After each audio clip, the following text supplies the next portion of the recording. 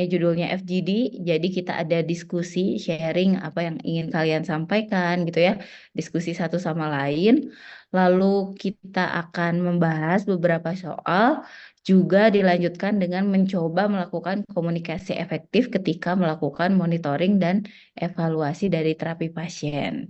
Gitu ya, karena kebetulan beberapa OSC sebelumnya ternyata ada pasiennya nih gitu ya, jadi bisa ada komunikasi langsung. Nanti kita coba dari soal yang akan dikerjakan. Gitu ya Bu Puji ya. Ya, Mungkin dari Bu Puji ada yang mau disampaikan Bu?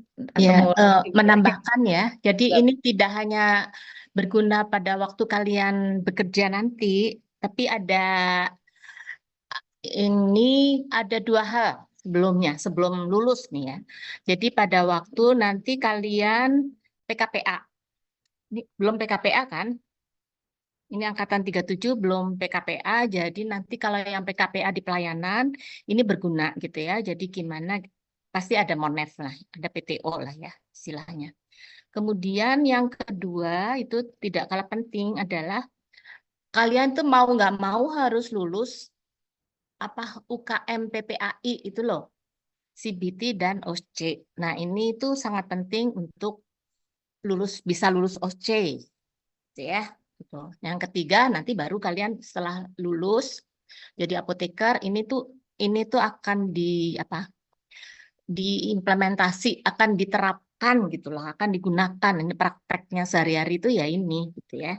Jadi sebelumnya itu kalian kalau di PKPA nanti preseptornya itu nggak bisa ngajarin seperti dosen, mereka nggak ada waktu gitu. Jadi kalian dianggap sudah bisa, sudah tahu, nanti paling udah langsung dikasih judul tugas gitu, Monef ya, PTO itu apa? Kalian udah harus sudah bisa melakukan seperti itu. Nah, materinya sudah di-share ya Bu Yani ya? Sudah ya? sudah Sudah Bu. ya, udah dibaca, dianggap ya. Nah, sekarang Kan begini. tadi sudah mandiri juga Bu, harusnya sudah. Ya, gini, dianggap itu sudah. Tapi Bu Puji ingin menyampaikan, menarik mundur gitulah ya. Bu Puji ingin menyampaikan materi patient care process gitu ya. Jadi letak Monef itu ada di posisi Monef itu ada di mana? Itu sengaja Bu Puji tidak share materinya. Kalian harus pay attention, oke? Harus menyimak ya, nggak boleh ngantuk ya.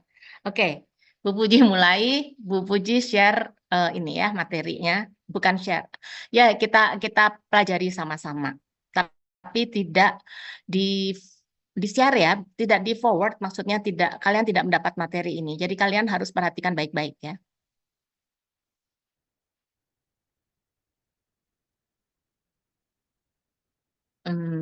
Sudah terlihat. Ini Sudah kalau Bu. udah ya, oke. Jadi sudah terlihat ya.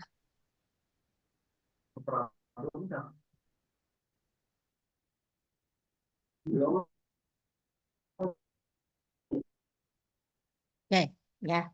Jadi ini Bu Puji mau menceritakan, menjelaskan posisi Monef itu di mana, gitu ya. Kan kita kalau di pelayanan itu fokusnya ke pasien ya. Ini bukan di pabrik loh ya. Ini di pelayanan, bukan di PBF. Jadi baik itu di rumah sakit, apotek, puskesmas atau nanti di klinik ya. Itu kita itu orientasinya tuh ke pasien. Nah, seperti ini. Jadi kalau apa namanya fokusnya ke pasien itu nanti di Monef itu ada di mana gitu ya. Nah di sini, jadi di awal-awal itu kita mengumpulkan data. Nanti di OC juga ada ya pengumpulan data dan informasi. Ini collect itu artinya mengumpulkan data pasien gitu ya. Bisa dari pasiennya, bisa dari eh, pendampingnya atau dari tenaga kesehatan dokter atau perawat ya. Kemudian kita akses, kita pelajari ini, kita nilai gitu, yang gimana ini, ada apa, ada masalah apa. Kemudian kita tahu masalahnya, kemudian kita selesaikan masalahnya itu harusnya seperti apa. Jadi ada rencana gitu ya. Rencana mau diapakan si pasien tadi, baru pasien tadi itu diimplementasi ya, ininya apa namanya Jadi kan pasien itu ada masalah, kemudian ada terapi ini ya, diimplementasi itu terapinya apa. Kemudian selalu kita pantau, kita monitor. Disinilah Monef itu di sini ya. Jadi apa namanya prosesnya itu ada di setelah kita mengimplementasi gitu ya. Jadi pasien itu udah dapat obat lah. Kalau Monef itu pasiennya sudah diterapi gitu, bukan di awal. Beda dengan SWA ya. SWA itu belum. Nah, di sini itu nanti diapakan di follow up sini gitu. Di follow up-nya itu diapakan apa saja ini ya. Nanti di follow up-nya itu kita pantau, kita evaluasi ya. Nah, berhasil nggak sih pengobatan yang atau terapinya tadi? Si terapi tadi itu bisa dimodifikasi, kita intervensi gitu sesuai kebutuhan ya. Bisa kita tuh saran, kita merekomendasi, bisa kepada dokter, bisa kepada perawatnya, atau bisa juga kepada pasiennya. Ini eh, bekerja sama dengan profesional kesehatan dan pasien atau caregiver. Caregiver itu pendamping ya orang tua atau pendamping pasien. Jadi si Monef tadi itu ada di sini tuh. Kita bisa apoteker tuh memantau, mengevaluasi, kemudian kita bisa memberikan saran, intervensi gitu ya. Kemudian harus efektif dan aman. Jadi kalau kita terapi obat itu harus efektif dan aman, ya, manjur dan apa namanya tidak menimbulkan efek samping kalau aman gitu ya. Kita lihat dari mana gitu ya. Efektifnya itu nanti kita lihat dari hasil tes labnya, umpan balik pasiennya, parameter klinisnya, gitu kemajuan tujuan terapinya tercapai apa tidak gitu ya. Kemudian hasilnya tuh kita lihat ya. Bisa baik, bisa buruk, bisa ada masalah lagi baru gitu. Kita amati ya dokumentasi hasil pengobatannya itu. Kalau baik mencapai target terapi, perbaikan kondisi medis. Kalau buruk muncul efek samping atau ada interaksi obat, ada toksisitas ya. Kemudian ada masalah baru. Ini target terapi tapi ada masalah baru sekarang. Pasien tidak patuh, ada kondisi medis baru, misalnya terjadi penurunan fungsi ginjal, hepar misalnya ya. Jadi harus ada perubahan lagi. Jadi bisa baik, bisa buruk, bisa ada masalah baru dalam Monef tadi ya. Kita evaluasi efektivitasnya ya. Jadi kalau dia efektif itu ya, gejala klinisnya itu berkurang keluhannya yang tadinya sakit sekali, pusing sekali gitu ya. Kemudian dari hasil lab gitu. Jadi ingat kan, kalau PTU itu ada subjektif, ada objektif gitu ya. Nah, si subjektif itu yang keluhan tadi ya, udah berkurang misalnya. Hasil tes labnya itu dari parameter klinisnya itu, nah itu membaik apa enggak. Itu objektif, kita bisa ukur. Termasuk di sini itu tanda vital ya, tekanan darah, laju respirasi, seperti itu. Aman, ya, jangan sampai pasien mengalami efek yang tidak diharapkan selama menggunakan obat tadi. Bisa juga apa namanya subjektif ya, pasiennya mengeluhkan kok kalau minum obat ini kok jadi mual atau gimana ya, atau kalau jadi ruam ya, atau yang objektifnya dari hasil lab ini ada perburukan, berarti ada masalah dalam keamanan atau efek samping. Jadi gimana ini outcome-nya? Sudah tercapai apa belum? Ada masih mengalami keluhan atau tidak? Seperti itu ya. Jadi ada masalah terapi obat tuh bisa eh, ada obat yang belum apa indikasi ya, tapi belum diberikan. Ada tidak ada apa sih? Tidak dikeluhkan tapi diberikan. Ada yang dikeluhkan tapi tidak diberikan. Seperti itu ya. Jadi indikasi ini ada obat yang dibutuhkan tetapi tidak diberikan, atau obat yang tidak dibutuhkan tapi diberikan, seperti itu. Obatnya manjur apa tidak? Ini bisa ya. Obat itu kan produk ya, itu kualitas. Nah, itu bisa ada masalah di obat tadi, gitu ya. Kalian tahu IBM nggak?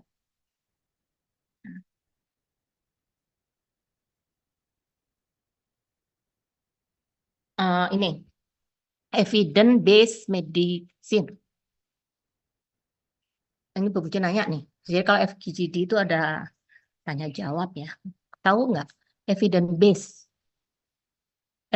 based medication atau medicine gitu ya? Tahu itu nggak? Pengobatan Coba. berbasis bukti, Bu. Ya, itu Berbasis maksudnya bukti. apa? Betul, betul itu. Mengikuti pengobatan berdasarkan guideline terapi yang dikeluarkan dari pemerintah atau instansi-instansi terkait yang sudah Berdasarkan apa? memiliki Evidennya, oke. Evidennya berdasarkan apa? Jadi dari pengalaman dokter. Ini ya. ya, Jadi nanti di klinis itu ada memang ya. Oh, ini obat ini manjur kata. Oh, sama brand name dengan generic name sama manjurnya. Tapi nanti dari pengalaman dokter ya, terutama itu lebih terlihat di pasien yang di ICU ya. Dikasih obat yang generik injeksi misalnya ya, golongan cefalosporin lah ya. Tidak sepsis nih, pasien sudah sepsis di ICU ya. Tidak membaik-membaik. Begitu diberikan yang original ya, yang originalnya, nah itu baru membaik. Nah itu berdasarkan pengalaman gitulah. Jadi evidence based medicine itu berdasarkan pengalaman. Jadi di situ di pengalaman dokter menggunakan obatnya yang ini. Lebih baik yang ini dulu, yang brand name dulu, nanti baru generiknya. Atau yang parenteral dulu, baru oralnya. Ya, seperti itu ya. Ini di luar ini loh ya. Ini kita bicara sesama apoteker ya. Di luar yang program pemerintah bahwa obat generik itu sama kualitasnya dengan obat paten. Ini di luar itu ya. Kita ini bicara di lingkungan apoteker ya. Kemudian ada masalah pada terapi obat. Terlalu rendahkah dosisnya, terlalu tinggikah dosisnya? Kita harus tahu ya kondisi pasien, usia, misalnya geriatri ataupun pediatri atau fungsi ginjal dan heparnya. Ini dosis regimennya ya. Kemudian satu lagi dari pasiennya, patuh nggak minum obat gitu ya. Ini masalah ada gitu ya. Jadi pasien itu kalau udah suruh minum obat terus-terusan dan banyak dan tidak enak lah ya mengkonsumsi obat contohnya untuk regimen terapi TB, HIV itu kejadian pasien tidak patuh minum obat itu sangat persentasenya tinggi gitu ya. Jadi outcome-nya itu harus aman dan efektif. Itulah masalah-masalah ya. Jadi kita itu kenapa Bu Puji cerita ini? Nanti kalau kalian lihat kasus bisa ngelihat kasus itu dari wawasan yang luasnya gitu ya. Diapakan ini? Ini mengulang lagi kalian sudah dapat oh nanti belum ding ya. Nanti akan dapat pada waktu kalian mau PKPA di apotek. Ada FGD untuk home pharmacy care ya. Ini Bu Puji masukkan sekarang supaya tahu ya. Jadi kalau kita mengobati pasien, melihat kasus pasien itu, satu pasien sudah dapat obatnya enggak? Udah sesuai enggak dengan kondisinya ya? Dia pediatri kah? Lansia kah? Manjur enggak efektif ya? Aman nggak efek sampingnya, patuh nggak? Nah itu, ini harus semuanya itu kita lihat, kita dapatkan datanya dan kita evaluasi ya. Apakah masalah medis yang dialami pasien telah mendapatkan terapi obatnya gitu? Ada indikasi lain yang masih belum dapat obatnya misalnya. Dia pusing atau dia demam tapi belum dapat analgetik antipiretik misalnya. Sesuai enggak gitu, hamil enggak, indikasi yang tepat enggak gitu. Karena dia kondisinya sedang hamil kah atau sedang menyusui atau sedang dia lansia atau penurunan fungsi ginjal atau heparnya misalnya. Ada duplikasi enggak? Duplikasi indikasi. Ini kalian harus nanti langsung melihat pasien tuh terapinya seperti itu. Manjur enggak gitu. Jadi manjur apa enggaknya itu dari apa? Tujuan terapinya tercapai enggak, gejalanya keluhannya berkurang, kemudian hasil labnya juga membaik, gitu ya. Dosisnya udah tepat misalnya ya, ini tujuan terapi yang tercapai, ada IBM tadi ya. Kemudian manjur itu bisa juga aman juga ya.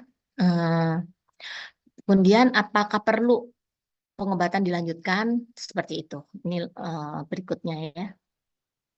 Parameter-parameter monitoring tadi itu kalian harus tahu gitu ya. Jadi kalau fungsi apa misalnya ya, mengetahui hasil lab klinis, untuk mengetahui fungsi ginjal apa, parameter klinis apa dari hasil labnya itu yang apa yang mesti dilihat, fungsi ginjal Kreatinin ya, Bu. Kreatinin, Bu. dan apa Ureum. ya, BFR, Bu. ureum dan kreatinin. Hepar, apa yang mesti dilihat? Hepar, hati, liver. SGOT, SGOT Nah, dan misalnya SGPT. itu ya. Jadi kalian harus tahu itu. Kemudian yang tanda vital pun harus tahu ya, nggak cuma yang dari hasil lab juga ya. Itu. Kemudian EKG gitu. Nanti kalian lihat resumenya aja lah kalau EKG ya. Nah, tanda vital ada 4 apa aja? Yang nggak pakai lab ini diukur. Contohnya suhu badan. Suhu badan. Yang lain apa? Harus tahu yang normalnya, orang pasien kalau suhu badannya sekian itu normal. Oh, kalau sekian itu febris atau demam. Harus tahu ya nilai normalnya. Selain suhu badan apa? Tekanan darah, pernafasan. Tekanan darah. Harus tahu. Oke, tekanan darah, betul. Jadi kalau yang dewasa muda, yang lansia, dengan pasien dengan apa? Dengan jantung misalnya ya, dengan komorbid lah ya, itu berapa nilai normalnya? Nggak sama ya, tahu ya? Berapa sistol, berapa diastolnya? Apalagi? Nadi, Bu. Nadi, normalnya berapa? Nadi, pernafasan. Kemudian apa satu lagi terakhir? 80. Respirasi, Bu. Respirasi, laju respirasi itu berapa? Itu Pernafasan, Bu. itu karena itu harus tahu sendiri, tidak diberitahu nilai normal. Tapi kalau yang misalnya SGOT, SGPT itu nanti kalian akan diberi nilai normalnya, gitu ya. Tapi kalau yang 4 tadi enggak ya, udah tahu, dianggap tahu sendiri. Aman, efek samping ya. Ada tanda atau gejala efek samping obat enggak, gitu ya. Ini karena apa sih namanya, efek samping itu juga membahayakan ya, membahayakan pasien gitu. Efek samping dari obat itu bisa juga akibat dari interaksi obat gitu ya, obat makanan, obat dengan obat misalnya. Jadi efek samping bukan hanya dari obat itu, tapi efek samping muncul akibat adanya interaksi gitu ya. Kemudian perlu intervensi enggak? Nih, efek samping ini. Apakah dosis dikurangi, obatnya diganti, seperti itu. Oh ya, oke. Nanti kalian itu harus ACC dokter apabila kalian itu harus ACC dokter apabila mengganti obat dari intervensi kalian ya, dari rekomendasi kalian, saran itu. Oh ini mau nggak mau obatnya harus diganti. Itu harus ACC dokter nggak? Perlu. Gimana? Harus minta ACC dokter nggak? Harus minta ACC dokter. Harus, Bu. Ya. Kemudian satu lagi ganti dosis ya. Oh dosisnya ini efek samping ini bisa dikurangi kalau dosisnya diturunkan misalnya. Pokoknya mengganti dosis lah.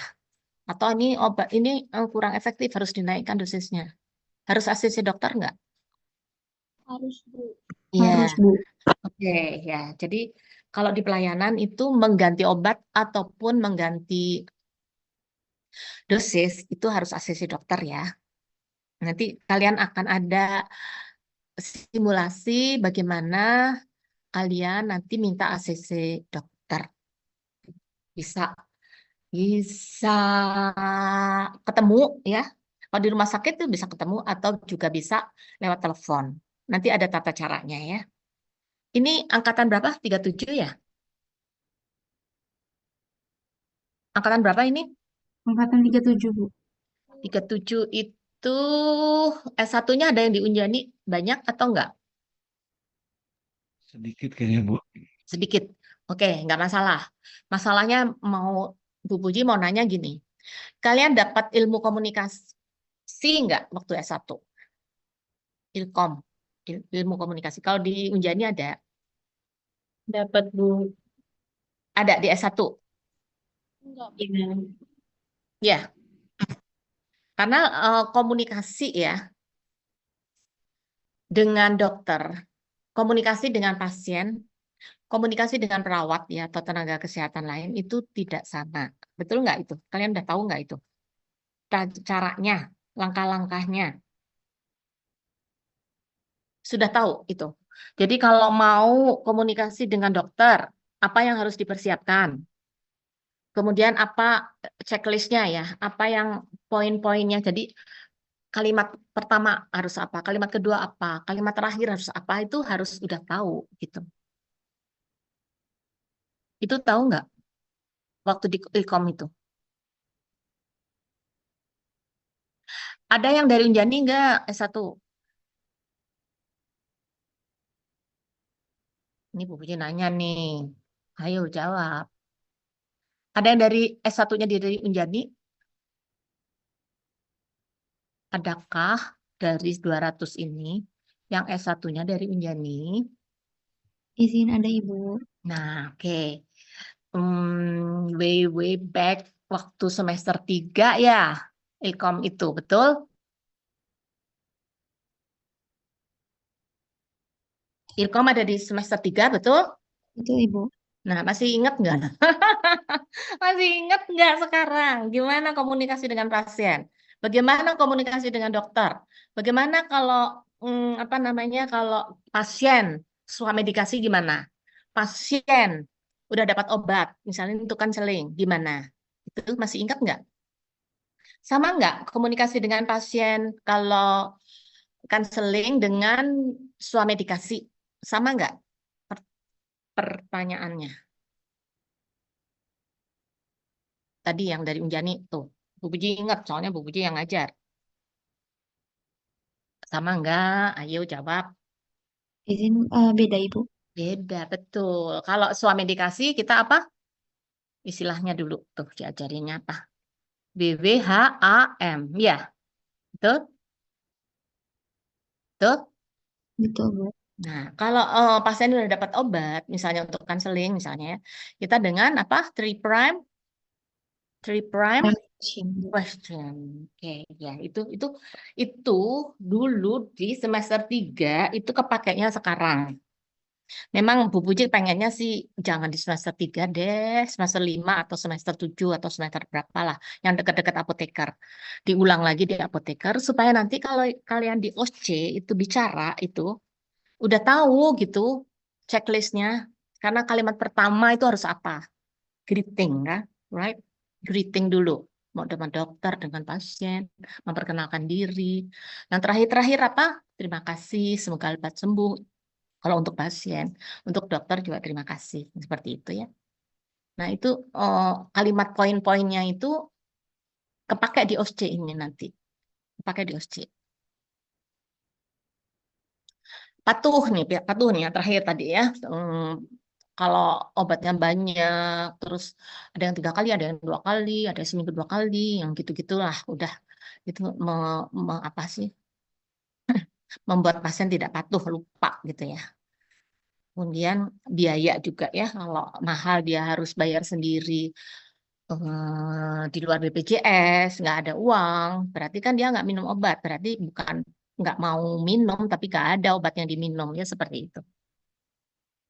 Oke, itulah ini ya, apa pasien care process PCP itu ya. Jadi kalian tahu ya, sekarang ada di mana ya? Oke. Nah, sekarang Ibu Puji balik ke yang eh, yang itu. Yang materi yang kalian dapat.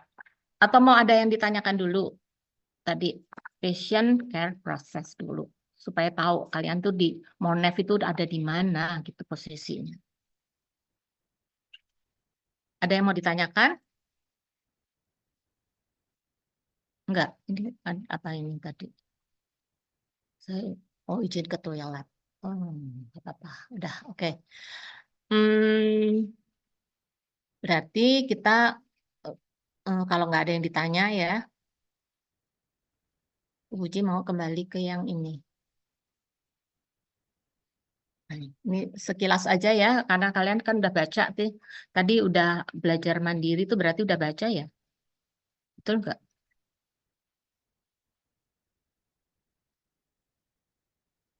Jadi nanti kalau di ini udah ke ini sekarang, ke prakteknya ya. Kita nanti di OFC itu di Station Monef ya. Station Monef. Itu ada tujuannya itu satu ngumpul apa namanya? Kalian tuh melakukan pengumpulan data informasi. Itu tadi, ini pasien apa, ada masalah apa, itu tadi ya, yang di patient care process tadi. Apakah ada dosis kurang kah, atau ada efek samping kah, apa itu nanti ya. Kemudian tetapkan itu, jadi tetapkan masalahnya. Dari data dan informasi yang didapat bisa dari hasil lab, hasil tanda vitalnya, bisa juga nanti ada kata-kata pasien mengeluhkan apa, jadi subjektif ya, data subjektif, objektifnya itu ditetapkanlah masalah. Dari masalah tadi, coba kalian selesaikan masalahnya. Kemudian selesaikan masalahnya, menyelesaikan masalah itu karena kita tuh tim ya, jadi harus merekomendasikan gitu diapakan. Baik itu nanti kepada dokter, ataupun ke perawatnya, ataupun ke pasiennya. Ke dokter tuh kalau untuk apa? Coba kita rekomendasi ke dokter. PTO, ingat PTO, Bu Linda ngajarin. Kalau ke dokter tuh untuk apa? Merekomendasikan apa? Nanti bedanya kalau ke perawat merekomendasikan apa? Kalau ke pasien apa? Coba rekomendasi ke dokter apa? Penyesuaian dosis, Bu. Ya, itu tadi ya, dosis atau ganti obat. Ini pasiennya udah nggak bisa nih terlalu apa efek sampingnya atau terjadi masalah penurunan fungsi dan lain-lain ya. Kalau ke perawat apa? Kita rekomendasi ke perawat. Aduh, pasiennya ini apa namanya? Tiap kali mengkonsumsi obat ini mual gitu. Misal, contoh. Jadi gimana? Perawat itu tim yang anggota ya tenaga kesehatan ya. Kita kan juga tenaga kesehatan nih, apoteker. Yang memberikan obat ke pasien. Jadi kita merekomendasikan kepada perawat tuh biasanya untuk penggunaan obatnya gitu. Apa? Misalnya apa contohnya? Komunikasi dengan perawat itu. Kita rekomendasikannya apa? Mengenai apa? Bisa, nanti kalian bisa aja OSCE itu ketemunya perawat gitu. Bisa ketemu dokter, bisa ketemu perawat, bisa ketemu pasien. Sekarang kalau dengan ketemu perawat itu apa? Waktu Misalnya penggunaan dikasih obatnya, Bu. gitu. Ya, Itu ini malam hari. ini diuretik gitu ya. Diuretik sebaiknya misalnya ya, contoh malam hari. Oh, ini sebelum makan. Oh, ini sedang makan. Oh, ini kalau digunakan apabila PRN ya, apabila diperlukan saja yang seperti itu ya. Di samping yang lain ya, misalnya untuk melarutkan obat atau cara menghitung dosisnya itu yang lain lagi lah ya. Nah, untuk pasien. Contoh, nanti tiba-tiba kalian dihadapkan dengan pasien. Di Monef tapi dihadapkan dengan pasien. Pada waktu apa? Ada masalah apa? Rekomendasinya apa? Pasien.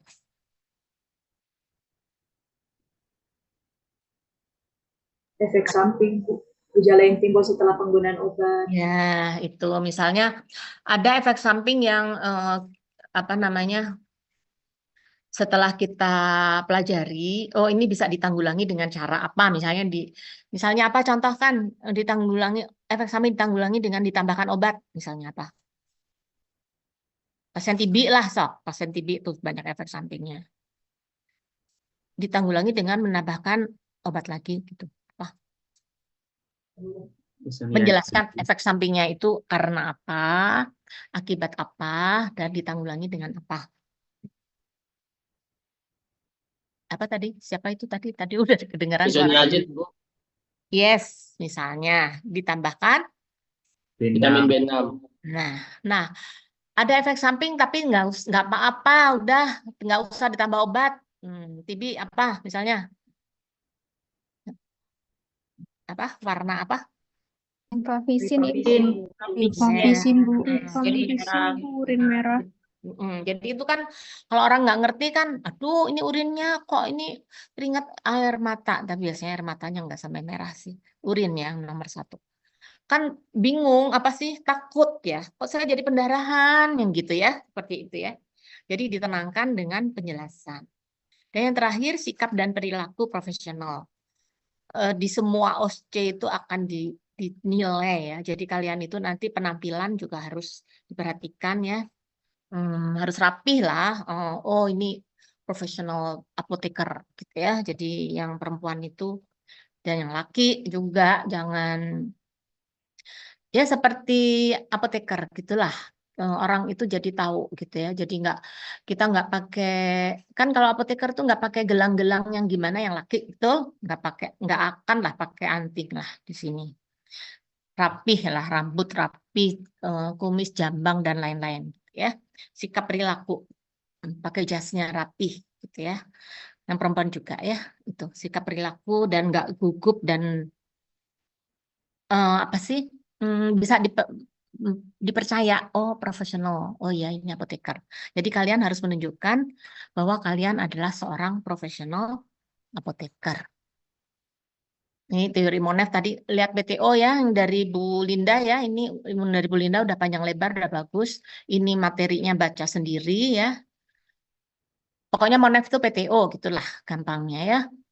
Di tahapannya itu ngumpulin data pasien, nanti dijelaskan satu persatu yang ngumpulin data pasien, ngeliatnya dari mana, identifikasi masalah caranya gimana, rekomendasi gimana, pemantauan tindak lanjut ya. Jadi setelah kalian merekomendasi, kalian juga bisa meneruskannya, pantau ini, selalu dipantau apa namanya, misalnya kadar gula darahnya, selalu dipantau tekanan darahnya, misalnya gitu ya. Kalau ngumpulin data informasi dari rekam medis, dari formulir pemberian obat ya, RPO, atau wawancara ini ya, wawancara. Ini kalau rekam medis, di mata kuliah apa yang ada rekam medisnya? Farmasi rumah sakit ya? Udah dapat kan rekam medis isinya apa? Udah tahu? Di mata kuliah farmasi rumah sakit, betul? Right? Wrong? Not yet. Gimana? Udah apa belum? Tahu rekam medis? Kalian harus bisa melihat rekam medis. Apoteker sekarang harus menulis di rekam medis ya. Kalau dulu melihat aja nggak boleh, sekarang tuh harus rekonsiliasi, harus nulis. Apa? Kemudian pemantauan obatnya juga harus ada di situ.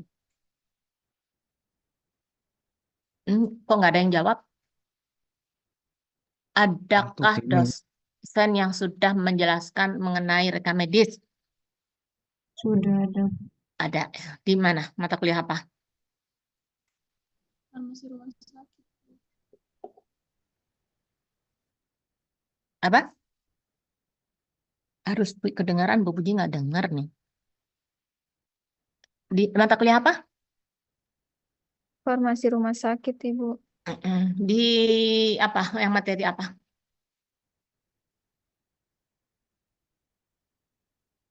Dosennya siapa? Udah, kalau nggak ingat. Pokoknya tahu ya. Oke, itu dilihat lagi. Eh, ini tadi kan ya, bisa subjektif, bisa objektif. Tadi udah Bu Puji udah sampaikan ya, tanda vital tadi, tekanan darah, denyut nadi, itu tadi.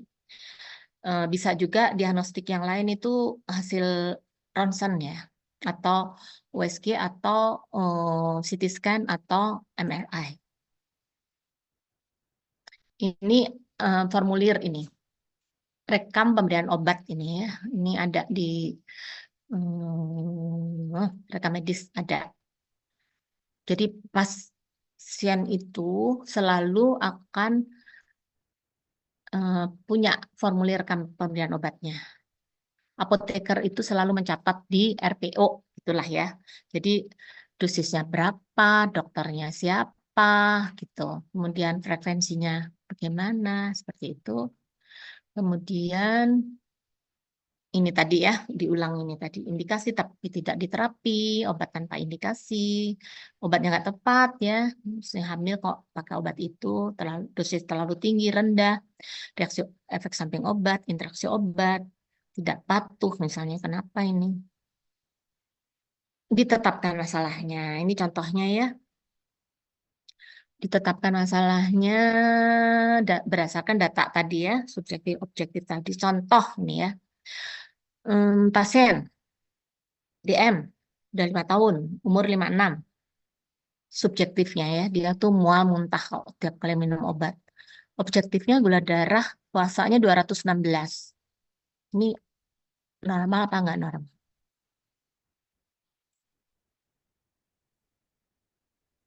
Objektif gula darah puasanya ini udah minum obat. Tidak normal. Ya, nanti kalian jangan khawatir. Ini nanti akan ada nilai normalnya ya.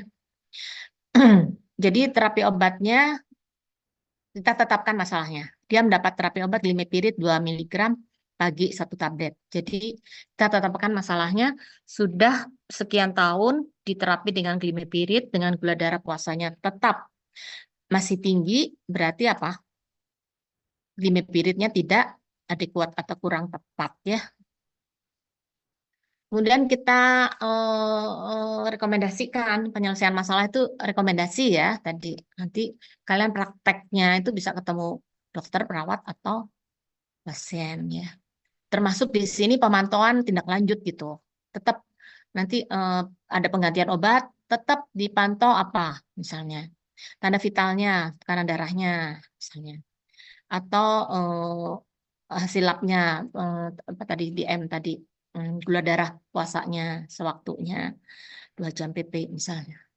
Jadi bisa rekomendasinya menyesuaikan, dosisnya dirubah ya, atau penggantian obat. Ini 2 ini yang harus penggantian obat dan dosis itu harus ACC. Pengaturan cara pakai, misalnya sebelum makan, setelah makan, rute, interval waktu penggunaan obat, malam atau pagi, yang seperti itu ya. Itu yang dilakukan. Sikap dan perilaku ini tadi udah disampaikan Bu Puji ya. Jadi nanti kalian kalau ada literatur yang banyak itu, kalian harus tahu literatur mana yang harus dibuka gitu ya, yang harus diambil. Mungkin kalian nanti dapat itu soft copy-nya ya, dari kalian nanti mendownload-nya yang mana gitu, itu dinilai gitu ya. Literaturnya harus relevan dengan kasus pasien. Kemudian bekerja tenang gitu ya. Jadi jangan apa ya namanya? Jangan menunjukkan tidak profesionalnya itu dengan cepat tapi dicoret lagi ini. Jadi kayak nggak jelas apa yang mau dikerjakan gitu, enggak ya. Jadi kalian tuh udah pikir dulu baik-baik, kemudian kalian baru tuliskan. Jangan tulis sorat seperti itu ya. Oke, ini contoh apa itu belajar ya. Kalian belajar itu apa namanya? Buka-buka buku ini gitu. Misalnya pedoman interpretasi data klinik gitu, supaya kalian kenal SGLT, SGPT itu berapa tuh. Kemudian kalau untuk diare apa, kalau yang untuk diabetes apa saja. Kalau untuk diabetes apa tadi? Gula darah ya. Kalau untuk jantung apa, kalau ada gangguan ginjal apa gitu ya, seperti itu. Oke, mungkin itu sekarang jam berapa ini?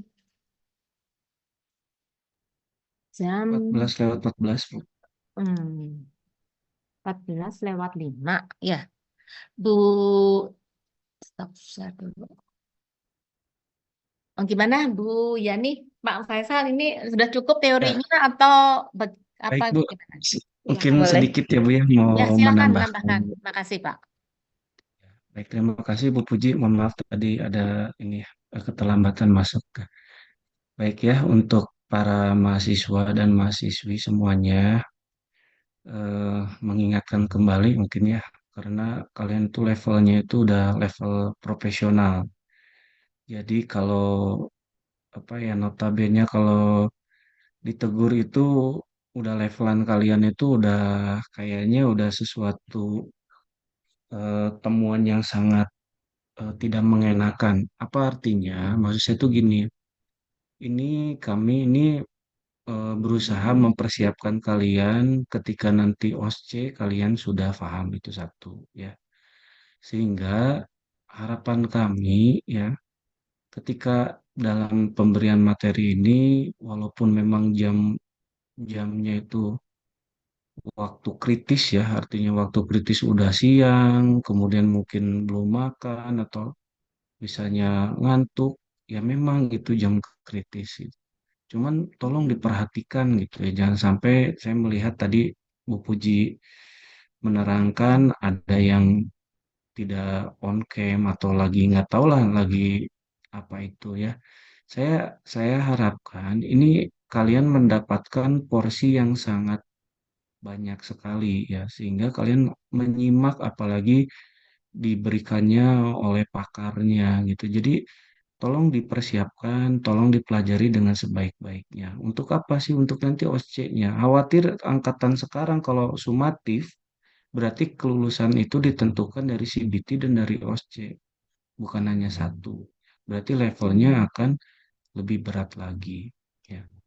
Nah, berdasarkan dari itu, ini kita berbicara dengan online itu untuk mempermudah kita dimanapun, kapanpun itu bisa kita berinteraksi.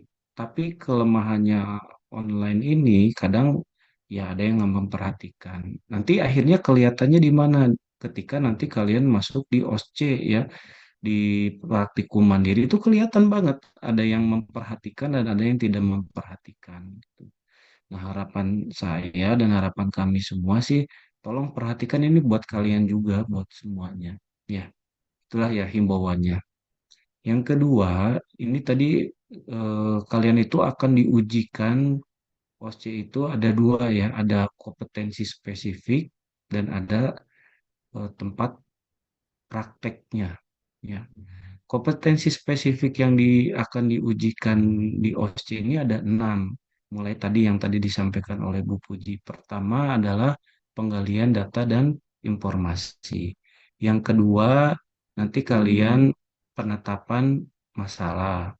Yang ketiga, penyelesaian masalah. Yang keempat, pencatatan dan pelaporan. Yang kelima, komunikasi efektif. Dan yang keenam, sikap perilaku profesional. Dari keenam kompetensi spesifik ini, yang diujikan di setiap station itu, yaitu sikap perilaku profesional itu selalu diujikan. Artinya apa? Kita dalam melaksanakan semua pekerjaan kefarmasian itu, sikap dan perilaku profesional itu harus kita junjung, ya, harus kita prioritaskan. Salah satunya kalau ada dosen yang sedang menjelaskan seperti ini, tentunya tidak ada yang off cam. Ya, kalau kalian memiliki sikap perilaku profesional, ya, tuh. Nah, nanti di yang enam kompetensi spesifik yang diujikan ini tidak semuanya enamnya itu diujikan. Ya, kayak tadi kan ditampilkan oleh Bu Puji ada 4. Jadi minimal kompetensi yang diujikan itu adalah minimal 3. Gitu. Nah, kalau tadi yang ditampilkan itu ada 4, mulai dari penggalian data dan informasi. Penggalian data dan informasi itu bisa muncul dari satu rekam medik, yang kedua, bisa penggalian data dan informasi itu dari pemeran standar. Ya. Pemeran standar itu bisa nantinya pasien, bisa dokter ya, tapi mungkin saja itu yang lebih kalau di rumah sakit yang lebih visible-nya itu adalah dari rekam medik gitu, dilihat. Data rekam medik itulah yang nanti akan menjadi lampiran soal kalian. Jadi nanti kalau di OSCE Center melihat ada lampiran rekam medik, yaitu berarti apa merupakan lampiran soal yang harus kalian telaah, ya, yang harus kalian amati, ya, yang harus kalian ambil, gali data dan informasi. Nah, setelah kalian memahami, menggali data dan informasi tadi, kemudian langkah berikutnya tentunya kalian tetapkan apa yang terjadi pada masalah pasien tersebut. Tuh. Bisa tadi dosisnya kurang, jadi efeknya tidak berefek atau gagal terapi, ataupun ada sesuatu hal yang pengobatan, yang terkait dengan pengobatan yang akhirnya eh, efek terapinya tidak tercapai. Nah, itu kalian tetapkan. Kalau misalnya pasiennya mengeluh, misalnya setelah minum obat TBC, kemudian urinnya berwarna, berarti kalian sudah bisa menetapkan, oh pasiennya TBC, minum obat dari obat TBC itu, urin yang berwarna merah itu disebabkan obat dari obat apa coba? Yang menimbulkan urin berwarna merah itu. Rifampicin, Kak. Tembak. Habisin. Berarti nanti kalian tetapkan keluhan yang dirasakan pasien, yang dialami pasien urinnya berwarna itu, kalian tetapkan, oh urin berwarnanya karena akibat pasien menggunakan obat TBC, yaitu rifampicin. Itu adalah penetapan masalah. Nah, setelah kalian tahu apa yang terjadi pada pasien tersebut dengan penetapan masalah, tentunya nanti ada kompetensi yang misalnya di soal tersebut berikan rekomendasi atau penyelesaian masalah. Nah, berarti kalian harus bisa menyelesaikan masalah tersebut. Ya, memberikan informasi bahwa jangan khawatir. Nah, itu berarti termasuk ke dalam penyelesaian masalah. Ya. Terus nanti misalnya kalau misal obatnya udah selesai diminum, nanti tidak akan terjadi urin berwarna merah lagi. Itu adalah penyelesaian masalah. Atau kayak tadi di soal tadi, penetapan masalahnya terapinya itu tidak baik yang DM tadi. Akibat tadi apa dosis atau signa dari obat yang diberikannya itu tidak adekuat. Nah, itu berarti penetapan masalah. Solusinya gimana? Nah, itu solusinya kalian setelah kalian bisa mengetahui itu menjadi suatu masalah, tetapkan masalah tersebut lalu berikan rekomendasi atau penyelesaian masalah. Nah, rekomendasi dan penyelesaian masalah tentunya tidak asal kalian menuliskan. Pastinya jawabannya itu ada di literatur. Nah, nanti di situ kalian akan diberikan literatur. Misalnya, contohnya ya, kalau kalau dosis berarti ada di BNF misalnya ya. Nanti kalian lihat literatur BNF tersebut. Ya. Oh, ternyata dosisnya harusnya sekian. Nah, nanti yang harusnya berapa dosisnya? Tuliskan sesuai BNF. Ya. Itu adalah penyelesaian masalah. Nah, kemudian komunikasi efektif itu kompetensi yang diujikan bisa ada, bisa tidak. Kalau nanti di soalnya tersebut lakukan pemberian informasi obat terhadap dokter atau terhadap pasien, berarti kompetensi kalian sedang diuji di kompetensi komunikasi efektif. Ya. Nah, di sini selain kalian belajar tadi mengenai keilmuan kalian, jangan lupa dilatih juga komunikasi. Ya. Berarti nanti harus sering belajar tuh dengan teman-temannya gitu ya di kosan gitu ya. Kalian komunikasi efektif gitu, bersama teman-teman. Itu tidak bisa dipelajari gitu ya, cuman dihafal. Kalau dihafal nantinya lupa gitu apa yang mau disampaikan. Jadi harus sering ya. Coba nanti mulai dari sekarang belajar ada kalau misalnya tadi yang Bu Puji sampaikan ada three prime question atau apa WWHM. Nah, itu mulai coba dilatih sambil sambil ya sekitar 5 menitan, 10 menitan belajar dengan teman-temannya. Iseng-iseng aja gitu. Nanti untuk apa? Biar lancar. Ya, confident. Nanti begitu memberikan informasi obat, kalau confident, nanti global ratingnya penguji itu akan memberikan superior kalau kayak gitu. Bagus. Ya. Terakhir tadi sikap dan perilaku profesional, selain tadi dilihat dari tingkah lakunya, kemudian hal-hal yang terkait dengan pengerjaan. Misalnya di OSCE Center itu ada 2 literatur. Yang satu literaturnya tentang drug interaction, yang satu adalah literaturnya tentang MIMS. Nah, misalnya soalnya tentang interaksi obat. Kalian akan membuka buku yang mana? Akan membuka buku yang mana? Kalau ada 2 itu. Stop play, Ada Bapak. drug interaction, ada MIMS. Akan kalian lihat yang mana untuk melihat soalnya ketika ada soal interaksi obat? Drug interaction, Pak. Interaction. Drug interaction. Nah, itu tuh dinilai. Jangan salah ya kalian kalau kayak gitu. Jadi dipantau oleh penguji.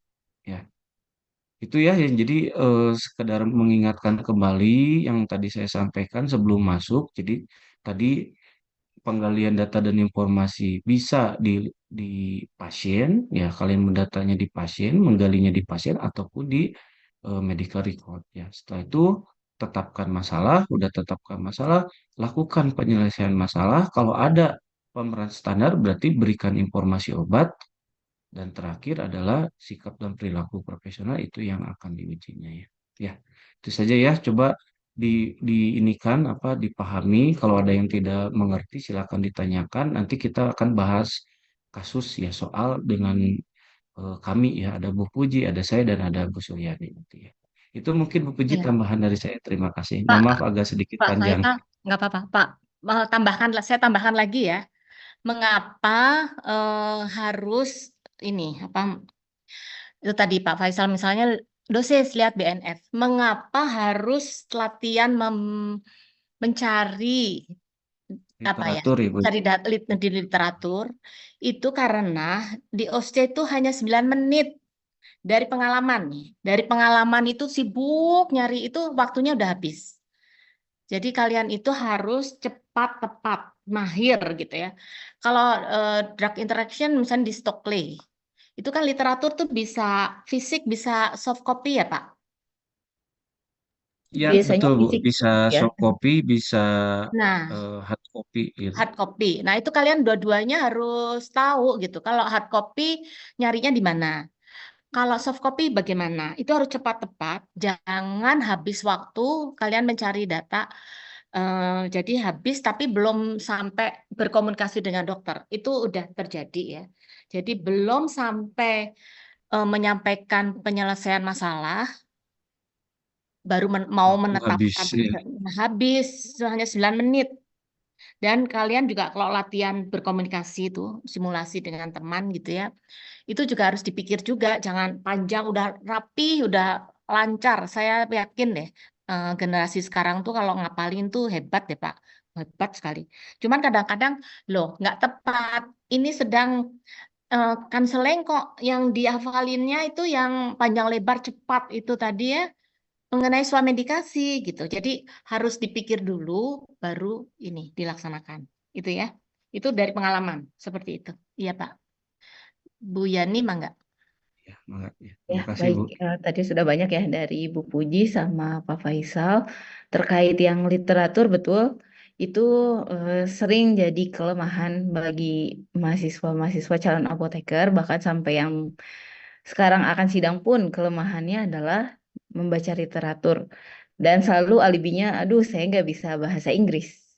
Sebenarnya kalau kalian sering baca gitu ya, terutama di Stockley, HFS, BNF, bahasanya tuh familiar pasti karena hanya itu-itu aja gitu ya.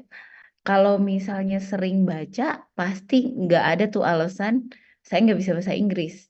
Karena kalian ketika belajar mencari tahu artinya nanti ingat karena sering kata-katanya pasti mirip-mirip. Kalau kayak di Stokely pasti kan efek interaksi misalnya menghambat absorpsi gitu ya. Berarti kan ada increase, ada decrease, bahkan itu pun masih banyak yang belum bisa gitu ya. Padahal kalian nanti mungkin tidak hanya targetnya di OC, justru ketika sudah bekerja langsung, mungkin itu menjadi hambatan kalian untuk berkarir karena seharusnya kalian bisa memaparkan penjelasan itu ke dokter, tapi karena kalian nggak ngerti nih gimana malah jadi titik lemah untuk kalian itu sendiri. Makanya dari sekarang, mumpung kalian waktunya masih panjang juga, dari sekarang biasakan ketika mengerjakan tugas itu mencari dari literatur resminya, bukan mengambil dari blog, dari website yang tidak jelas gitu ya. Karena itu semua nanti bisa tercermin atau tergambarkan ketika kalian ujian OC. Kalau yang terbiasa membaca Stokely, langsung ketika menemukan masalahnya nih, melihat oh ada interaksi dua obat. Oh, kalau mau cari jawaban efek interaksinya ada di part yang mana? Lalu untuk rekomendasi atau penanganannya di bagian yang apa, itu sudah tahu. Tapi kalau yang tidak pernah membaca literatur sama sekali, pasti bingung di mana nih gitu ya. Akhirnya waktu 9 menit itu jadi percuma dengan lembar kerja akhirnya kosong. Itu tadi sudah dijelaskan oleh Pak Faisal bahwa kalau misalnya kosong udah pasti nggak ada poinnya ya. Nol. Kalau nol bisa lulus atau enggak ya. Nggak ada yang jawab ya. Gini aja nggak dijawab coba. Gimana kalian mau semangat mengerjakannya? Padahal cuma nanya gitu doang. Ya, didengerin nggak kami bertiga berbicara? Dengar, Bu. Ya, sebagian kecil kayaknya ya, sebagian besar ada yang asik ngobrol sendiri dari Benar, tadi, Bu. ada yang malah off cam atau cuman on cam tapi cover doang gitu ya. Tapi itu semua apa yang kalian lakukan saat ini itu jadi hasil kok buat kedepannya. Yang benar-benar belajar serius, menjalaninya akan lebih mudah dibandingkan yang main-main. Gitu aja sih ya. Jadi tolong perhatikan dengan baik. Tadi Bu Puji sudah menyampaikan, Pak Faisal juga sudah memberikan tips dan triknya gimana nanti di OC. Karena Bu Puji ini ahli farmasis di rumah sakit, Pak Faisal juga kebetulan panitia dari OSCE nasional yang ilmunya sudah banyak memberikan tips kalian gitu ya.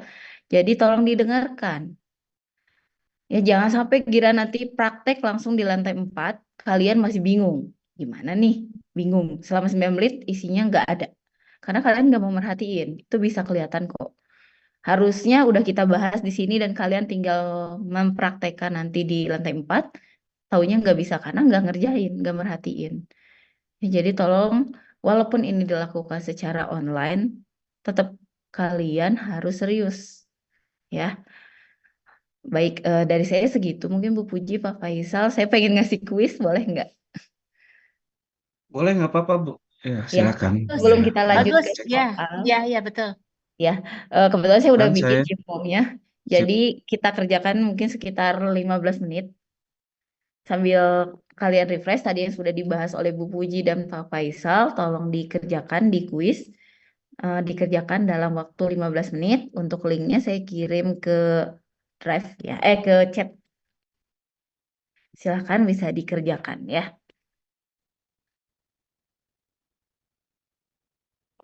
Sebagai evaluasi, Ini apakah kalian memahami atau tidak FGD yang sudah kita lakukan barusan sebelum memulai evaluasi soal. dimulai dari sekarang, Bu Ya, Suryani. Pak, sudah bisa dimulai. Silakan. Ya, terhitung dari sekarang ya, silakan Ya, dikerjakan. maksimal 15 menit, jadi akan ditutup sekitar 14.40 ya.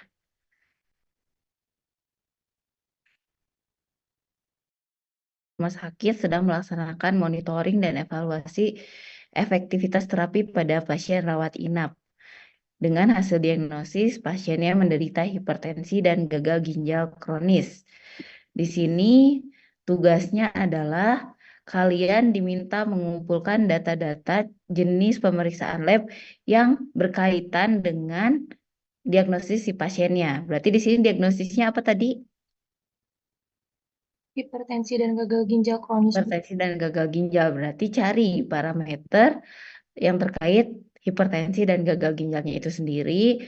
Lalu yang poin kedua adalah menilai keberhasilan terapi. Apakah sudah berhasil atau belum? Sebagai evaluasi ini di kesimpulan. Lalu memberikan saran pengobatan selanjutnya. Jadi kalau dilihat nih dari soal nomor 1 adalah kalian diminta mengumpulkan data dan informasi. Nomor 2, kalian melakukan penetapan masalah. Nomor 3, kalian pemecahan masalah. Itu adalah rekomendasi. Jadi 3 kompetensinya adalah pengumpulan data informasi, penetapan masalah, dan pemecahan masalahnya. Ya, kalau dilihat dari soal ini bisa dipahami kalian perlu ngapain? Sudah cukup jelas belum? Jelas, Coba Ibu. Saudari Ihda.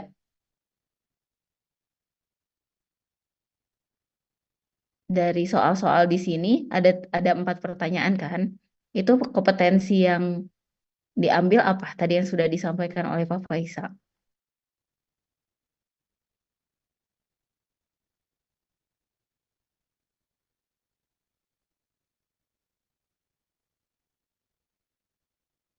Bisa mendengar saya, Saudari Ihda? Iya, Ibu. Ya, silakan. Tolong dijawab. Apa saja kompetensi yang ditanyakan di soal ini?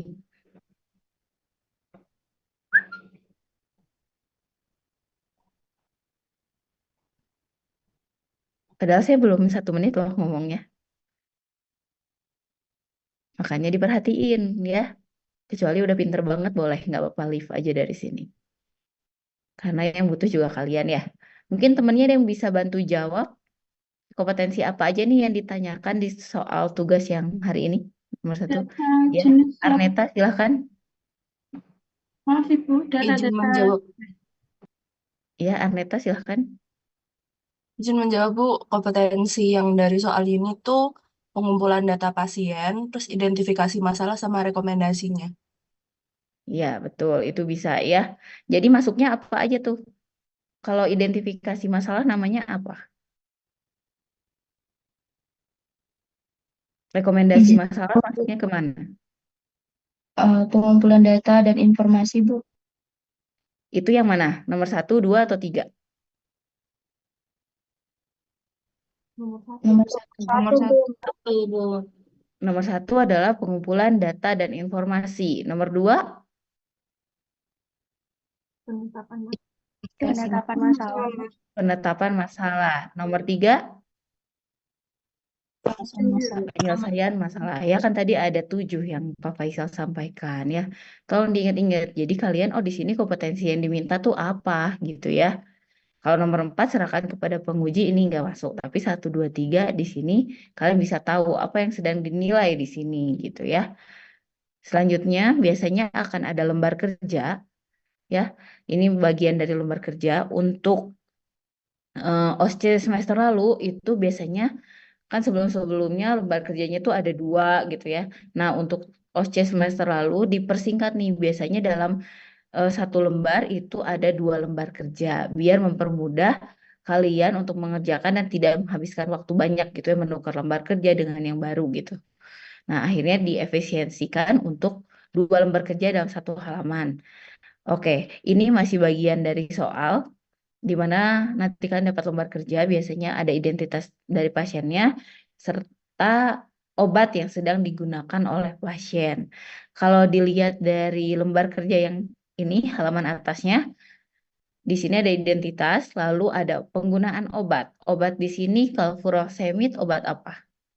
Loop diuretik, Diuretik, Untuk diuretik. Kalau amlodipin, hipertensi, obat antihipertensi golongan apa? CCB, Bu. CCB itu apa kepanjangannya? kalsium channel blockade. Terus di sini juga ada kalsium. Kalsiumnya sebagai apa?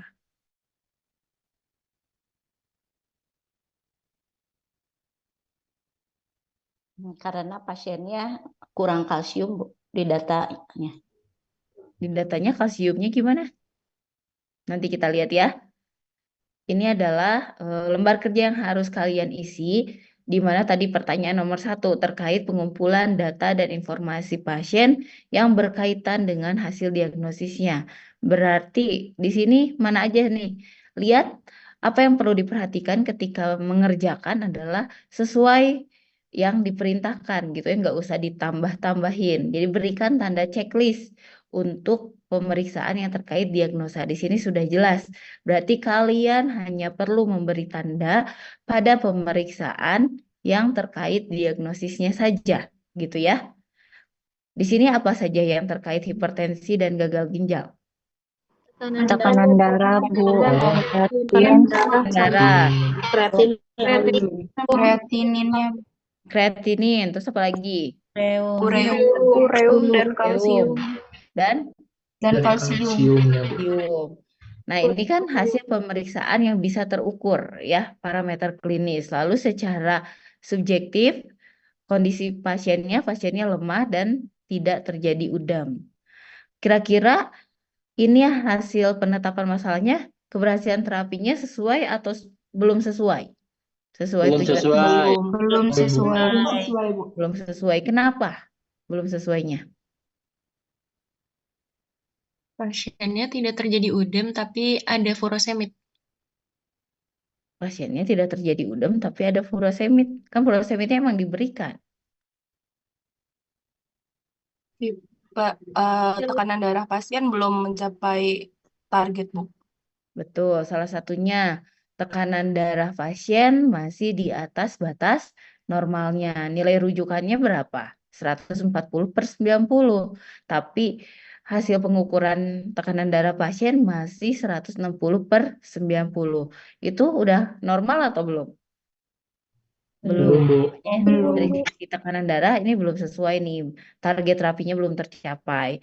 Lalu dari fungsi ginjalnya, kreatinin dan ureum. Kreatininnya bagaimana? Sesuai. tinggi, Bu. Tinggi. Kreatininnya tinggi? Ya, betul. Jadi kreatininnya itu belum kembali ke keadaan normal. Emang pasiennya mengalami gagal ginjal ya. Ureumnya pun normal enggak? Tidak, Bu. Tidak. Tidak. Tapi kalau gagal ginjal bisa disembuhkan enggak? Jadi bisanya diapain?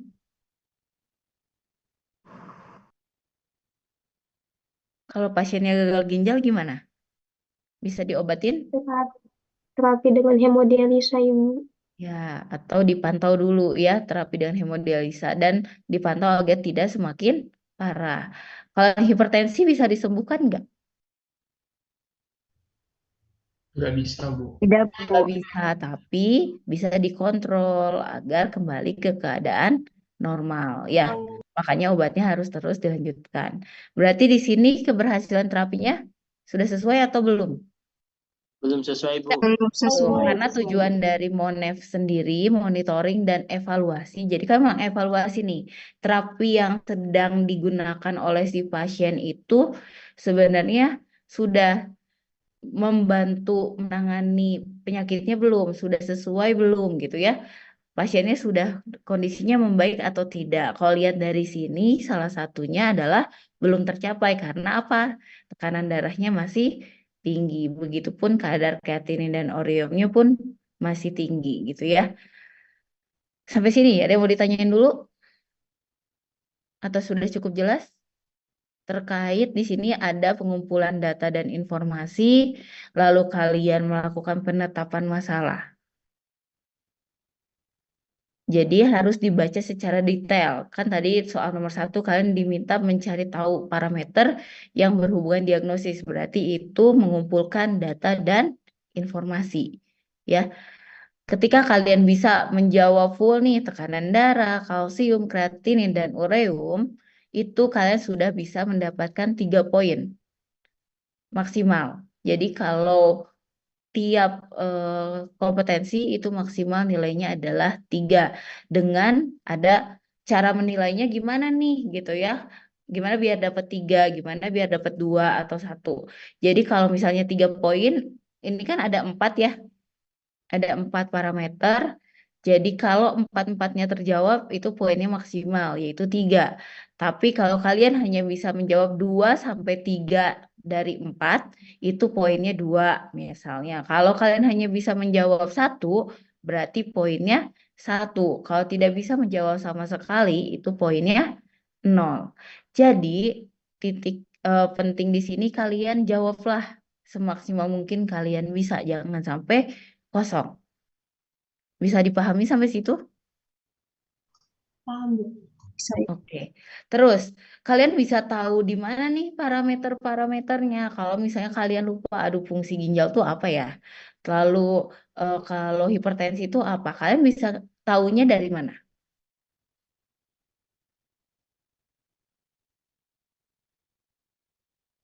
Kalau misalnya, aduh saya nggak hafal nih untuk parameter fungsi hati, parameter fungsi ginjal, parameter fungsi jantung. Kalian bisa lihat pustakanya dari mana? Mosby, Bu. IDK, Bu. Apa? IDK, Bu. Interpretasi data klinik. Betul, yang dikeluarkan oleh Kemenkes. Itu biasanya jadi salah satu pustaka yang disimpan di stasiun Monev gitu ya. Jadi kalian bisa lihat di situ kalau misalnya nggak hafal apa ya terkait hipertensi ataupun nggak fungsi ginjal, kalian baca di pustakanya. Biasanya pustakanya disediakan di meja kalau nanti OSCE.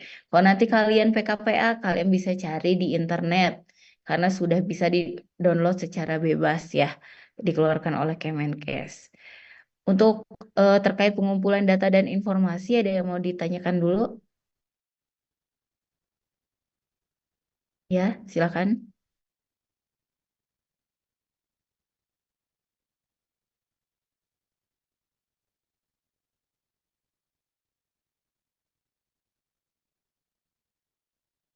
Iya, betul. Karena biasanya pada seseorang yang menderita gagal ginjal juga menderita hipokalsemia. Makanya kenapa pasien gagal ginjal kan bisa dikasih furosemid. Mungkin nanti bisa ditambahkan ya oleh Bu Puji.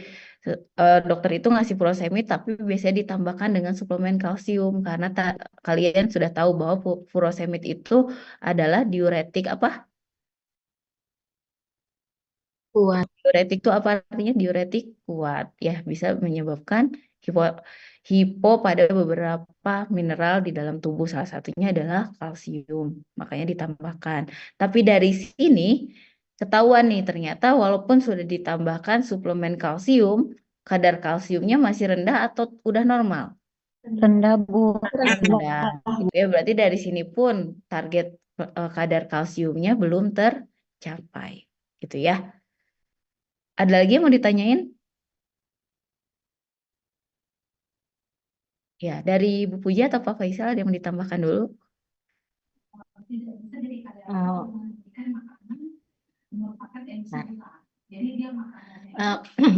Mungkin ini ke Pak Faisal ya, Pak Faisal. Jadi waktu itu ada yang nanya begini, ini yang dicontreng kan ya, berarti tekanan darah, kalsium, kreatinin, urium. Daripada kurang dia nyontreng yang lain gitu. Nah, pertanyaannya adalah kalau kelebihan contreng itu di minus atau bagaimana? Itu cara menilainya.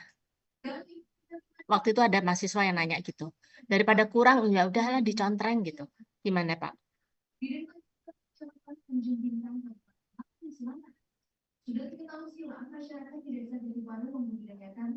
Kayaknya Pak Faisal lagi ini ya Bu. Iya, Ya, ada ya udah urusan. nanti aja. Iya, pokoknya karena kadang-kadang aduh ini ragu gitu, udahlah dicontreng aja gitu. Nah, itu artinya gini, memang harus tepat. Kalau memang 4 ya harus 4 gitu. Jangan daripada kurang dicontreng aja yang lain. Nah, itu Ya. akan mengurangi nilai gitulah yang seperti itu. Ya betul Bu. Jadi kan Oh iya, harus tadi tepat. itu terus. Ya, Iya. harus tepat betul. Karena nanti di rubriknya pun sudah ada nyontrengnya itu harus apa aja gitu ya. Enggak minimal 4. 4-nya itu apa aja tuh sudah dirinci. Kalau misalnya 4 tapi bukan yang itu tetap salah gitu ya. Tidak maksimal. Yang dihitung yang betulnya saja. Setahu saya sih gitu Bu. Iya, makanya supaya jadi kan minimal 4. Jadi dia daripada kurang, contreng 5. Nah, yang satu kan nggak kurang tepat. Itu di minus atau bagaimana gitu? Ada yang nanya gitu waktu itu. Terus satu lagi tadi itu tidak UDIM, kenapa masih furosemid? Ini jadi diuretik itu adalah salah satu golongan obat untuk anti hipertensi, gitu kan ya? Jadi Betul. memang ya, jadi diuretik itu adalah salah satu golongan obat untuk anti hipertensi gitu. Jadi mau UDIM apa nggak UDIM, tidak selalu harus nunggu UDIM baru dikasih furosemid seperti itu. Terima kasih Ibu atas koreksinya. Ya, jadi UDEM di sini tidak UDEM, tapi kan pasiennya gagal ginjal ya. Mungkin kalian fokusnya ke situ. Tapi ingat kembali bahwa salah satu obat hipertensi pun obat diuretik, salah satunya dari furosemid gitu ya. Jadi kalau lihat dari terapinya, terapi hipertensinya kombinasi antara furosemid dengan amlodipin. Jadi keberhasilan terapinya tidak sesuai ya di sini ya. Oke, sampai sini semuanya sudah setuju? Kita lanjut dulu ya.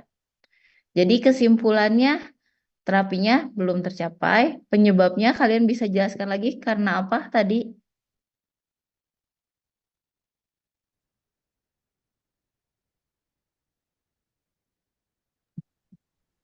Tekanan darah, kemudian kemudian kreatinin, ureum, dan kalsiumnya belum sesuai dengan nilai rujukan.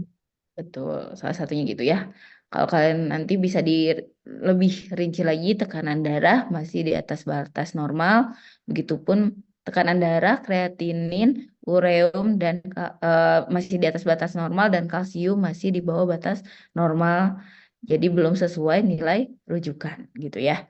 Jadi rekomendasinya apa nih yang bisa kalian sarankan kepada dokter kalau di sini ya? Karena hasil evaluasi terapi kalau terkait obat berarti ke dokter. Apa Kombinasi, Bu. pemecahan masalahnya? Gimana? Karena dia gagal ginjal, jadinya yang didahulunya ACI sama ARB. Tapi karena dia juga hipertensinya stage 2, jadinya pengobatannya harus dikombinasi, yaitu antara ACI atau ARB dengan CCB, atau ACI ARB dengan tiazid. Oke, ini kan pasiennya sudah kombinasi diuretik dengan CCB ya. Tadi rekomendasinya kombinasi antara apa ARB dengan ACI atau ARB dengan CCB, atau ACI ARB dengan tiazid. kita lihat ya. Ini biasanya parameter klinis untuk tahu nilai rujukan salah satunya dari buku Dipiro. Semuanya sudah punya buku Dipiro? Buku Dipiro ini sering dijadikan pustaka ketika ujian OSCE, jadi tolong kalian biasa buka Dipiro ya, karena di situ kalian bisa menentukan algoritma terapi yang diterima oleh pasien dan sering dipakai untuk pustaka OSCE, jadi harus punya dan bisa membacanya dengan baik. Lalu ini yang tadi salah satu penyebab dari hipertensi atau prognosis dari hipertensi adalah terjadinya gangguan pada fungsi ginjal. Parameter-parameter penting untuk melakukan evaluasi diantaranya adalah tekanan darah gitu ya. Ini tadi kalian sudah betul menjawabnya. Lalu juga pemeriksaan kadar elektrolit, salah satunya tadi kalsium. Lalu untuk ginjal juga ada creatinine clearance dan juga tadi ureum ya. Semuanya sudah terjawab. Jadi dari mana pustakanya ini ada di Dipiro yang tadi kalian centang gitu ya. Selain dari parameter data klinis yang dikeluarkan oleh Kemenkes. Lalu ini targetnya. Jadi bagaimana nih kalau pasien yang menderita gagal ginjal dan juga hipertensi ternyata harusnya tekanan darahnya kurang dari 130/80. Tapi tadi mau mengambil rujukan yang di Kemenkes ya. Nah, terapinya tadi sudah disampaikan benar, golongan ACI atau ARB ya. Tapi saat ini pasiennya udah dapat belum golongan ACI atau ARB? Belum. Nah, itu yang bisa kalian rekomendasikan. Golongan ACI atau ARB dengan CCB ini bisa ya. ARB contohnya apa? Candi Sartan ya, Bu. Pandesartan. Terus apa lagi? Losartan, Losartan. Apa lagi? losartan, Olmesartan banyak ya. Yang terbaru tuh Olmesartan kalau nggak salah. Kalau ACI? kaptopril, lisonipril, Iya betul ya, tolong ya. ACI singkatan dari apa sih? angiotensin, Angiotensin converting enzyme enzim. inhibitor, Bu.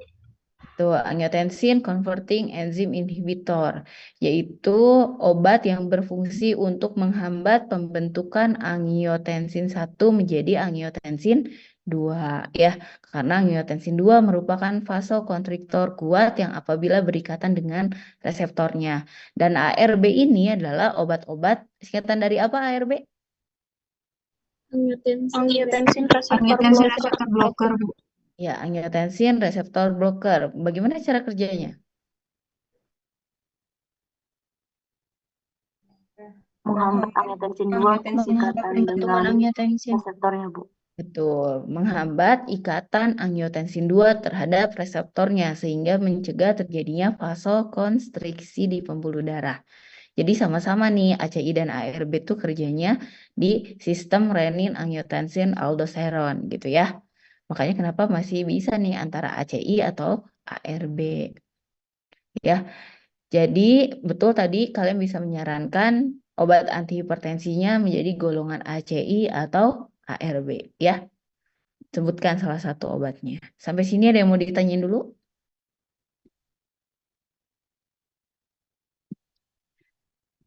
Izin boleh bertanya, Bu? Iya, silakan. Di data kliniknya tadi itu kreatininnya kan katanya cuma kreatinin. Apakah itu bisa dipakai untuk di rumus GFR atau enggak bisa, Bu? Kan misalnya kalau CLCR itu dikali dengan serum kreatinin, tapi katanya itu cuma kreatinin, bukan serum kreatinin. Iya, itu cuma kreatinin aja. Kalau Berarti misalnya nggak bisa ya, Bu? gimana? Berarti nggak bisa ya, Bu, untuk kita dihitung GFR. Kalau rumus creatinine clearance kan dikali juga dengan luas permukaan ya, kalau nggak salah. Nanti perlu dilihat lagi sih, itu kayaknya kreatininnya adalah serum kreatinin. Karena kalau creatinine clearance tuh satuannya beda. Oh iya, Bu. Berarti Ya. kalau misalnya saya coba hitung berarti dapat 7,30. Terus kalau Berapa? untuk dapat 7,30, Bu. Terus kalau untuk penanganan weight line-nya berarti kalau masuk stage 5 dia kasih ACI plus atau tidak loop diuretik. Jadi cuma nambahin aja sih, Bu, emang perlu Oh iya, diuretiknya. itu kayaknya udah lebih advance ya buat di level OSCE, tapi mungkin akan kalian jumpai lagi nanti ketika PKPA melakukan PTO ya. Kan stage 5 itu udah menuju end stage ya. Apa udah end stage ya, saya lupa. Udah seharusnya pasiennya melakukan apa? Hemodialisa. Biasanya pasti sudah dikombinasi karena tadi juga tekanan darahnya dia 160.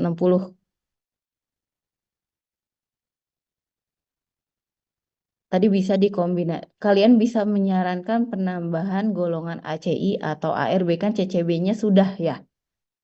Jadi ditambahkan dengan golongan ACI atau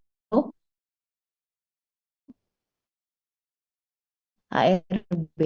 Kombinasinya tetap dipakai untuk bisa menghitung creatinine clearance ya, atau GFR, karena beberapa kali keluar di CBT itu malah. Kemarin di ujian yang bulan apa sih kemarin? Terakhir ujian tuh Januari ya? Januari itu juga ya. Yang Januari itu keluar perhitungan kreatinin cara menghitung GFR di pengkayaan OC ataupun nanti di RP ya, kalau nggak salah Bu Suci suka memberikan. Bu Yani, Ini mungkin Oke. ini ya supaya nggak Ya, membingungkan itu slide yang penyelesaian masalah coba itu mungkin diperbaiki ya. Kasus 1 ya ini Bu. untuk menambahkan ya obat Oh iya. antihipertensi Oh, ini atau ini bukan dan ya atau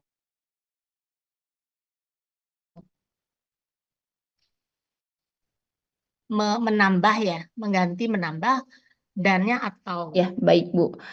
Ya nanti ini koreksi ya. Jadi obat antihipertensi dengan golongan ACI atau ARB. Kalian bisa sebutkan salah satunya ya. contohnya. Bisa lisinopril ataupun ARB contohnya apa?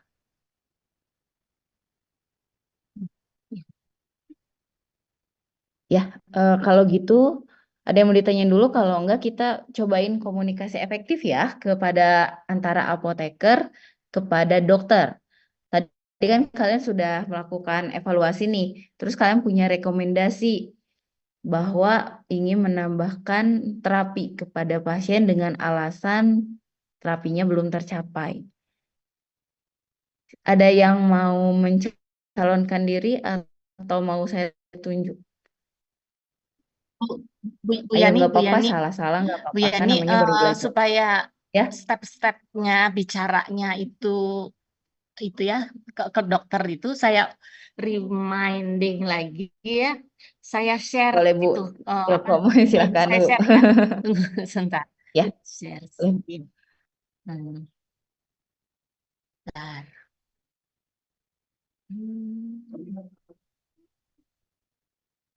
Mana ya sebentar.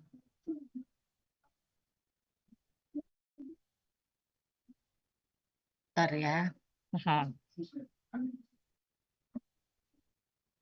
Ya, ilmu komunikasi. Bukan.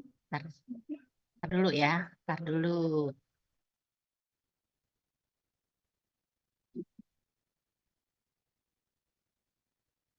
Sekarang kemana?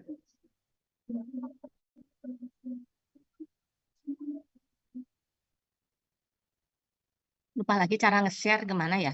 Lupa lagi. Share ini Bu, kata ada share screen yang warna hijau di bawah.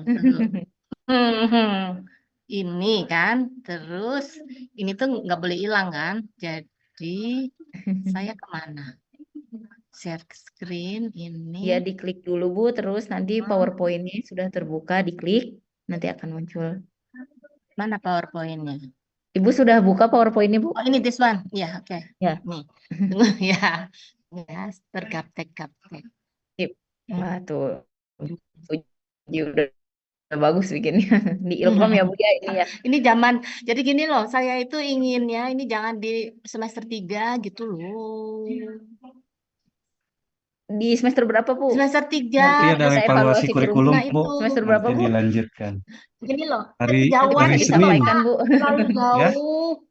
Ya, ya terlalu nanti hari jauh Senin Pak Bu. ya. Nanti dikasih saran Nanti Bu disampaikan hari Bu. Senin mungkin Bu, diinformasikan kebetulan ada Ya. evaluasi. Ya.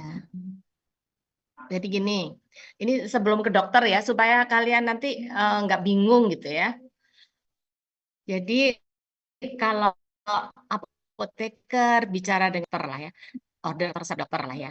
Jadi sebelumnya kita kaji dulu kan si masalah tadi, kayak kita tahu permasalahan pasien, kemudian kita cari pustaka, kemudian kita tahu solusinya apa, kita sudah tahu rekomendasinya mau apa, baru kontak. Jadi kita siapkan dulu, baru kontak ya.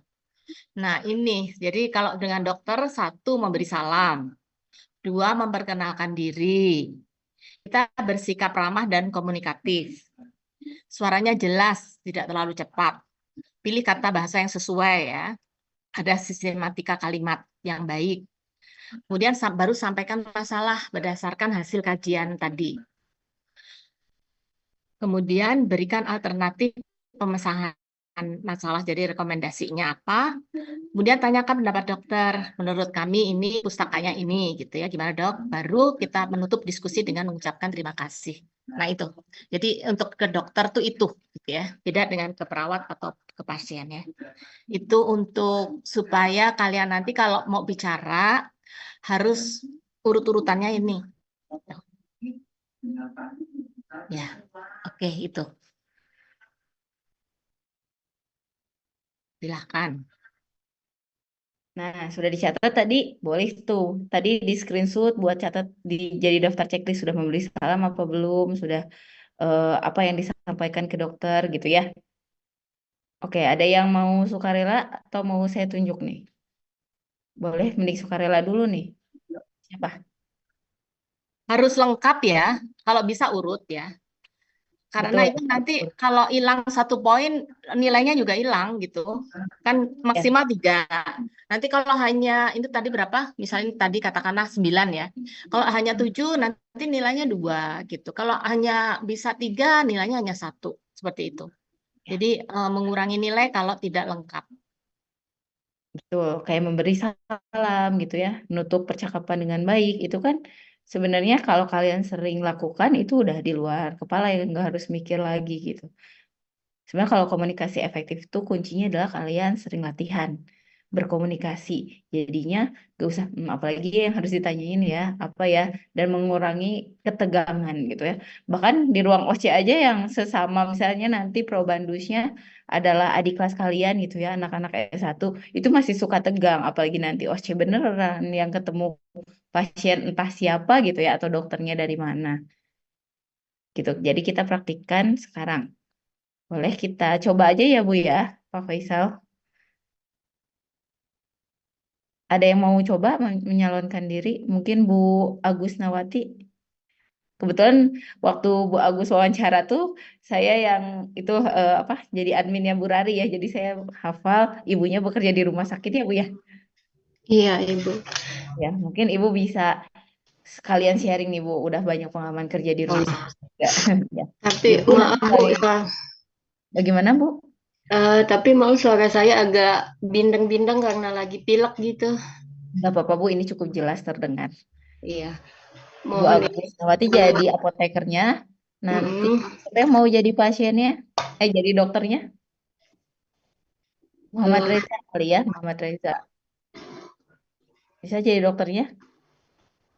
Ya, habisnya sibuk sendiri nih, main handphone terus, kepalanya tunduk. Jadi saya suruh aja biar diperhatiin. Baca Oke, buku. tadi mulai. Silahkan. Oh ya Bu, Nanti sebentar. tukeran. Nanti Muhammad Reza jadi apotekernya, Ibu Agus jadi eh, dokternya ya. Oh iya Bu, sebentar. Ini tadi untuk literaturnya pakai Dipiro ya Bu ya? Betul, pakai di Viro, Oh Bu. iya. Maaf agak nervous. Enggak apa-apa tuh, nervous gini aja sama temennya ya, Bu. Iya benar. Yang lainnya adik-adiknya ya, Bu, di sini. Ya. Oke. Silakan. Bisa dimulai. Bismillahirrahmanirrahim. Dokter siapa? Dokter Reza. Bisa dimulai Bu ya? Ya, silakan Bu. Selamat sore dengan Dokter Reza, Muhammad Reza. Iya Ibu, selamat sore. Maaf mengganggu waktunya sebentar. Saya Agus Nawati, apoteker dari Rumah Sakit Unjani. Iya.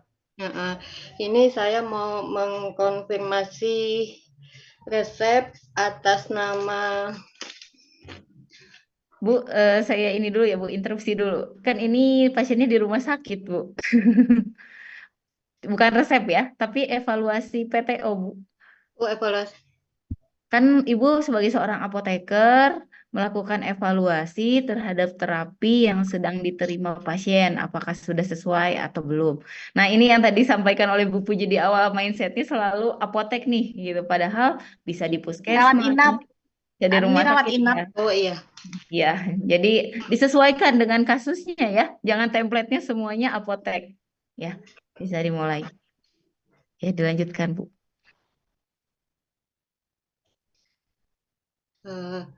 Ini saya mau mengkonfirmasi Ya. Pengobatan pasien atas nama Tuan Yuan, dokter.